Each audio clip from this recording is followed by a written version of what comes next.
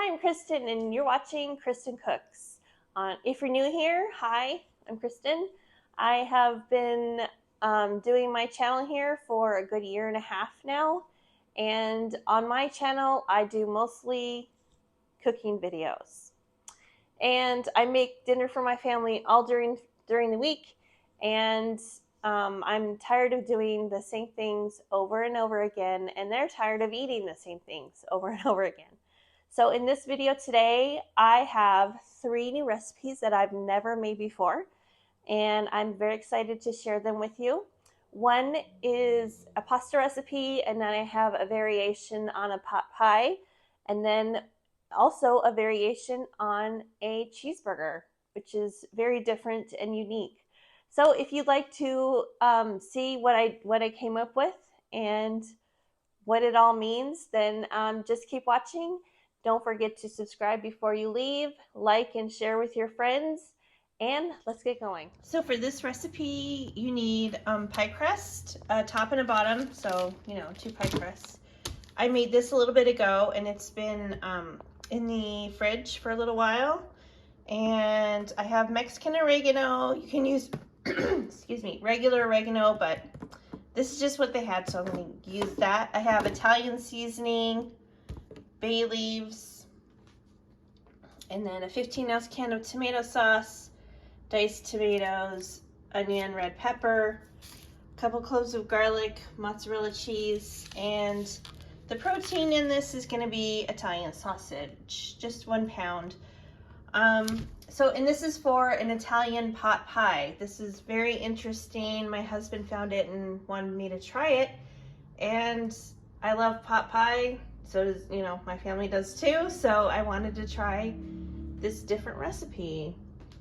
So first I'm going to get my sausage browning and cut up my veggies and grate the cheese and just get everything ready, the filling to be cooked and then put into the pie crust. So let's get going. Okay, so in this pan, I'm gonna get it heated up. I preheated my oven to about 400. That's according to what the crust recipe called for. In the pot pie recipe, though, it says to 375. But anyway. Okay, so I'm just browning a pound of Italian sausage, and it's in lengths because sometimes it can be a little bit cheaper to buy them in lengths than just, just the package of Italian sausage. Does that make sense? Like, it's all in one slab or the lengths. Anyway, not really a slab, but so I just got the links and I just split it down the middle and just pulled it out of the casing. It's really easy and just another way to cut the costs a little bit. So I'm just getting this browning in my pan here. And as soon as it's done browning and it's all cooked all the way through, I'll take it out of the pan. Just put it in a dish to hold until I'm ready to add it in with the rest of the filling. So I'm just breaking it up here with my wooden spoon. A little close up there. Okay, now time to dice up the veggies. So I have 1 red bell pepper here. It calls for a green pepper and a red pepper, like half of each.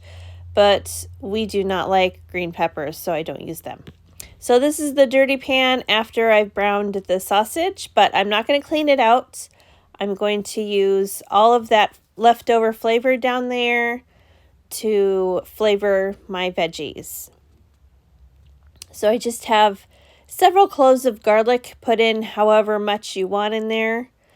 I did probably 4 or 5, just diced it up as small as I could. And excuse the steam. And then I have a grated onion. You can dice it up instead of grating it. I just do that because my son does not like to have onion in food. Like, he doesn't like the texture. So I always grate it just to kind of hide it a little bit. And it works out pretty well that way. And then I'm seasoning with some salt and pepper. I'll have this recipe linked for you in the description box, as I say in every video. So if you watch me regularly, you know that, it will be in the description box. So then I have a can of diced tomatoes and a can of tomato sauce. That's just going in with the other veggies.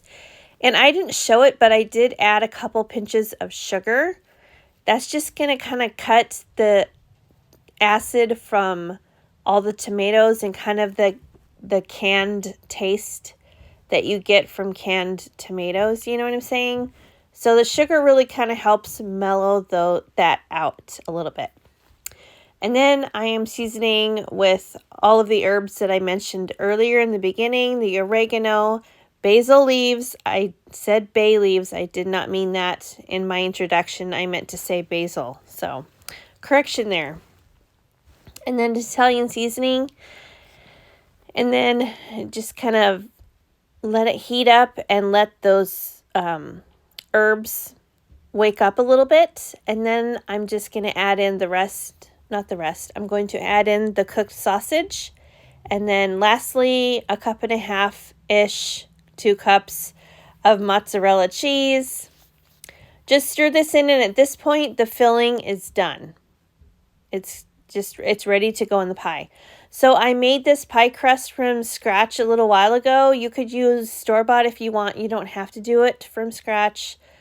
But I like doing it, and I like the result of it. So this is the top crust.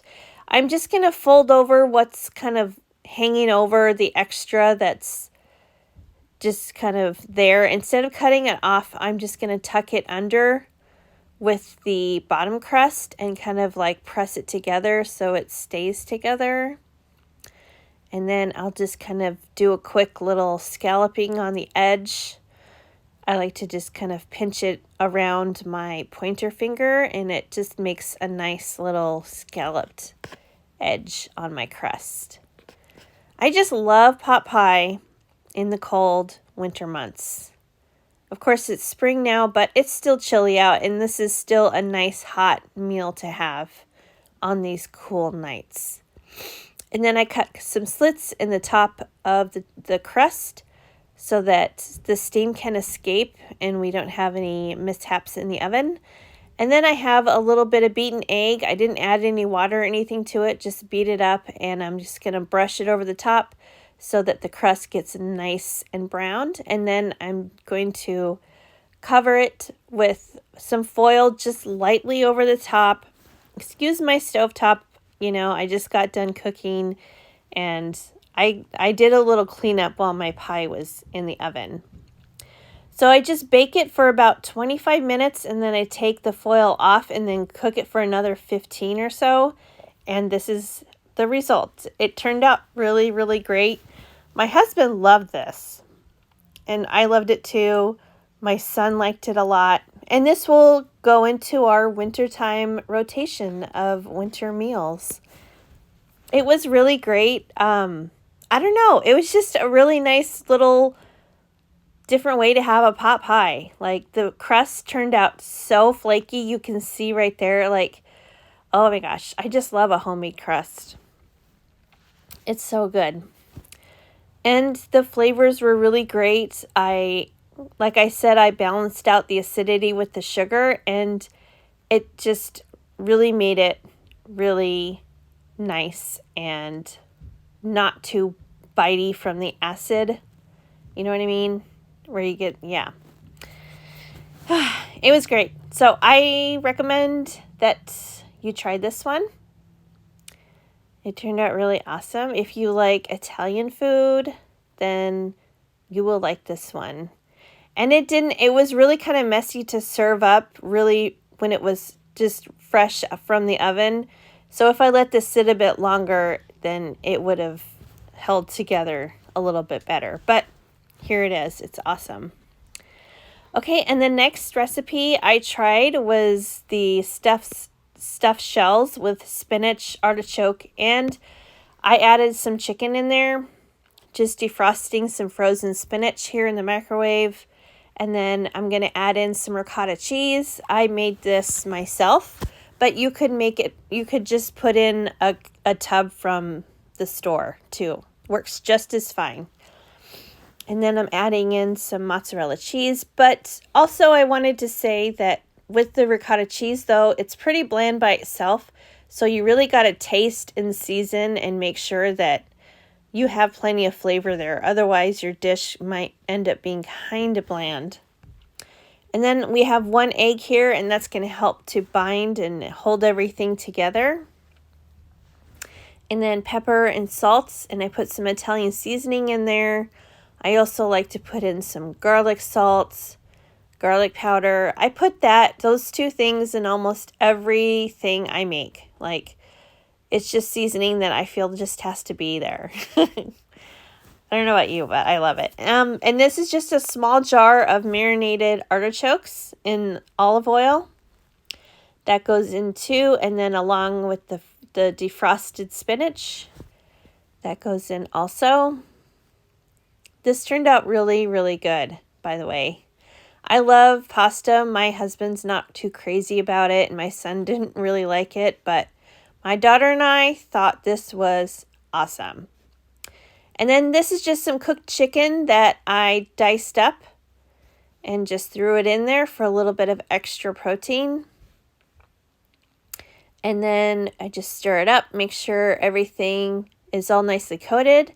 And I'll put that aside, and now I'm going to start working on the sauce. It's a bechamel sauce, which is basically an Alfredo sauce. I mean, there's not much difference.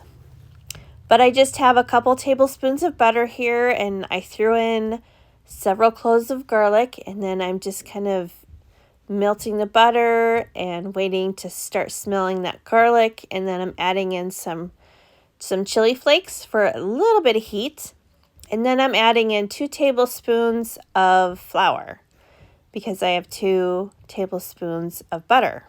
So you need equal parts butter to flour for your roux to turn out nice and have the right consistency. So then I'm just whisking that together, making sure all the butter is getting coated with the flour, or you know what I mean, backwards, I think. Anyway, and then I have 2 cups of milk, and then I'll just kind of whisk as I pour the milk in. And then I'll just keep whisking until all the lumps are out. And then as it heats up and starts to bubble, then it will start to thicken. I love this stuff. I love Alfredo. It never gets old. Love it, love it. Okay, and then pretty soon here, we're going to add in some Parmesan cheese. You could use the grated cheese, you know, like that comes in the shaker, or I think that getting fresh Parmesan, either grating it yourself or getting this is shaved, but you know, the grated Parmesan cheese, it melts so much better into the sauce, and you just get a smoother sauce with the grated versus the powdery stuff. And then you don't have to add the nutmeg, but it'll just give a little extra flavor in the background. That's kind of nice with the white sauce. And then, of course, garlic salt. That's a must in my book. Can't have too much of that garlic flavor. So I'm just going to get this all mixed together. And then now it's time to fill the shells. Oh, I needed my nonstick spray here. I'm spraying my 9x13 baking dish before I start putting in my ingredients. And then I'm just going to put in a little bit of the sauce in the bottom of the dish just to give a little extra protection of the shells, to protect the shells from sticking to the dish is what I meant to say. That works out nice. See, I'm such a messy little cook. I can't help it. It's part of the fun, right? Who doesn't like to play with food? And these are jumbo shells, by the way. You might want to cook them just a little less time than it says on the package, just to make sure that the shells don't get too overly cooked in the oven. This is going to bake for about 30 minutes. And I'm just I have a medium cookie scoop here, and I'm just overfilling each shell,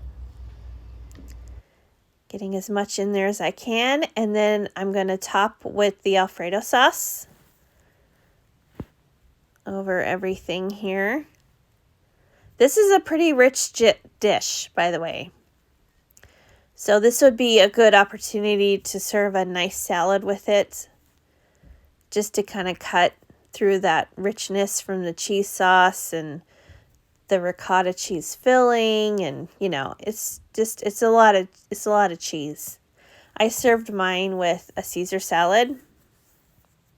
I love Caesar with spaghetti and pasta dishes. Like, it just goes so well with, I love the tanginess from the Caesar dressing. But anyway, I'm just smoothing over the sauce to make sure all the noodles get coated, have a nice covering of the sauce. And then here I'm just kind of snipping in some chives over the top just for a little decoration. You don't have to do that, but I love the greenness. And then here it is, all done, just like that. 30 minutes at about 375, I think it was. I don't have the recipe right in front of me here, but this one turned out really, really good. Like I said, it's really rich, and it's a comfy, homey, cheesy. I mean, I just love it. It's so good. I'll have this linked also in the description box for you if you want to try it. And then lastly, we have cheeseburger tacos. So just have a pound of hamburger, and then just season it however you like to eat your cheeseburgers. We like to make these at home quite a bit during the summertime, and I just always put the same thing in there: Worcestershire, garlic powder, garlic salt, seasoned salt, and pepper, black pepper, onion powder. And then you just mix it up. This is not really, there's not really a recipe, but I'll type out what I did. I saw this recipe, a video, and it's just, I was like, oh, that looks interesting and looks good. So then you just mix all those seasonings together. Make sure it gets all through the meats. And then I have a large scoop here. I'm just using that to kind of portion out each meatball. Okay, this is the first time I'm making this, and I had to kind of play with the ratio to tortilla, because instead of a bun, by the way, I'm using tortillas. And yeah, because this is 80-20 beef, and so that means that the meat's going to shrink a little bit when it's cooked. So I had to add more meat to the middle so that it doesn't shrink too much. Does that make sense? Okay, these are the tacos I use. Flour tortillas, La Banderita, low carb. There's like 4 carbs per tortilla. So I ended up using 2 meatballs on each tortilla because it shrinks down quite a bit with the 80-20. But you just get a nice nonstick pan, get it nice and hot, but not too hot because you don't want to burn the meat before it's done cooking and the tortilla. So, I would do medium heat, just let it slowly heat up so that the pan doesn't get too hot before you're ready to put your tortilla down. So you just get your tortilla, press your meat onto the tortilla so that it covers the surface of the tortilla. Put some oil in your nonstick pan, let it get nice and heated up, and then you put the tortilla down, meat side down first. And then it cooks really, really quickly. Actually, it probably cooked for about 3 or 4 minutes per side, I'd say. And then whatever kind of sauce you like to have on your burgers, just use that to put on this. You know, we did kind of a Big Mac sauce-ish type of situation for the sauce. And then once you flip it back over, once it's done cooking on both sides to your liking, then you put American cheese down, put a lid over it so it'll melt really good. And there you go. There's your base for a cheeseburger taco. So here's our sauce I was referring to: ketchup, mustard, a little mayonnaise, some pickle, and then I have some shredded up iceberg lettuce here and some red onion. And these turned out really awesome too. I liked them. I'll make them again, maybe with leaner burger though, because you know it got kind of a little bit oily with the 80-20, but that's what I had and I loved it. I thought it was great. It was really, really filling and it was a good dinner. All right, so that's it. I hope you found some great inspiration with these recipes that I share with you today.